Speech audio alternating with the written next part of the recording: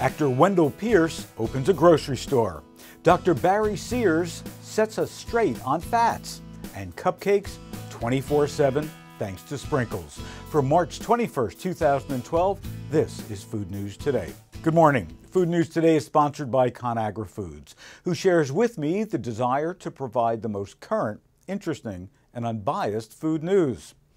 What do The Wire, Treme, and supermarkets have in common? Well, actor Wendell Pierce, of course. And what does that have to do with food?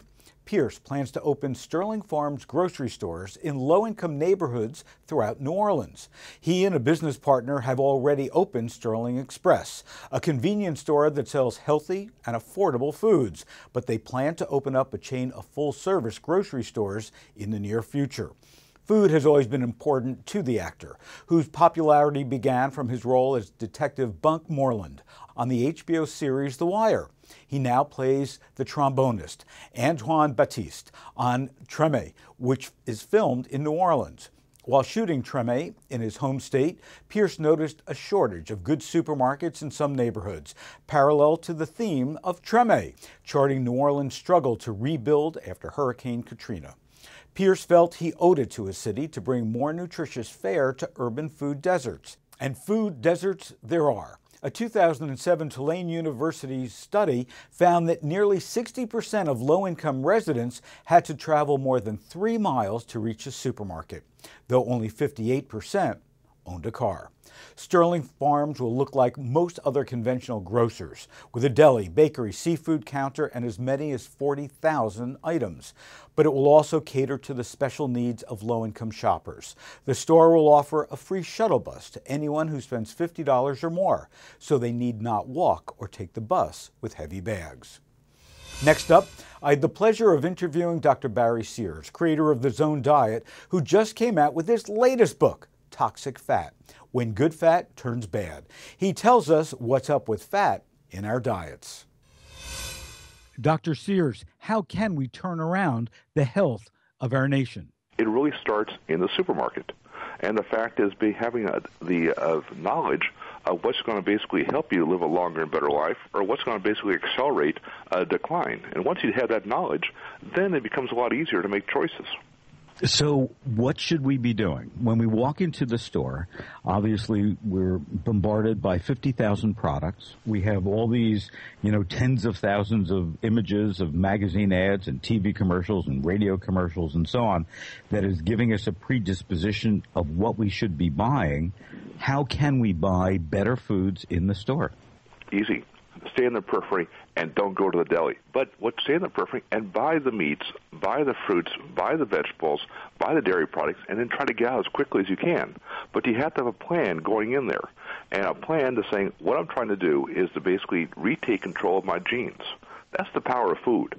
If people can get the aspect that I can basically retake control of my genes and cause them to now basically be under my control, they have a very, very different mindset when they walk into that market. But it's going to be a long time coming, and unfortunately, time is running out.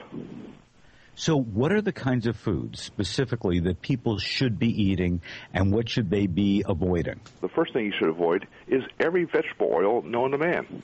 And the reason is these are oils which are incredibly rich and incredibly cheap, but they're full of omega-6 fatty acids. That's the building block for toxic fat. So you're talking about olive oil, canola oil, any of the oils? No, olive oil is not a vegetable oil. Olive oil is a fruit oil. So vegetable oils are things like soy, corn, safflower, sunflower, even canola. And because of these vegetable oils are so cheap, and they're ubiquitous in our society. And as a consequence, that's what was a setting stone for basically this increase of inflammation in our bodies. That's another what the consequences of increased toxic fat. So by cutting out vegetable oils, you've taken a great step toward getting back to basically in being in control of your genes. The second thing you have to do is cut down the amount of white carbohydrates on your plate. Another thing about white being bad is simply that any carbohydrate that doesn't contain color means it doesn't contain a group of compounds called polyphenols.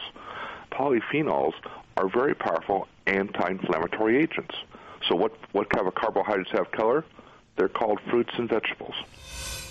Thank you, Dr. Sears. Your knowledge and sound research is fascinating, and I truly admire your work. At the end of the day, it's up to each and every one of us to take control of our health and our bodies. Now, the next innovation isn't going to help many of us that just can't say no to a delicious treat, as if sweets and baked goods weren't already saturating every corner of our lives. Sprinkles, one of the first cupcake bakeries to start the current cupcake craze, has unveiled the Cupcake ATM, or a cupcake automat if you would, in Beverly Hills. But don't worry, all you East Coasters, New Yorkers to be specific, several Cupcake ATMs are on the way. For the rest of you in between, I'll see you in line when you visit either coast. And if you're worried that the cupcakes might run out, the machine holds 600 cupcakes. Sprinkles spokesperson Nicole Schwartz told the New York Daily News that the company will be dedicated to constantly restocking the machines and have only the day's freshest cupcakes for sale. Let me know what's on your food mind. Are you excited about the Cupcake ATM or think it's just one of those trends that should pass on by? And don't forget, log on to foodnewstoday.com anytime to access our archives and replay this and previous episodes. Thanks for watching.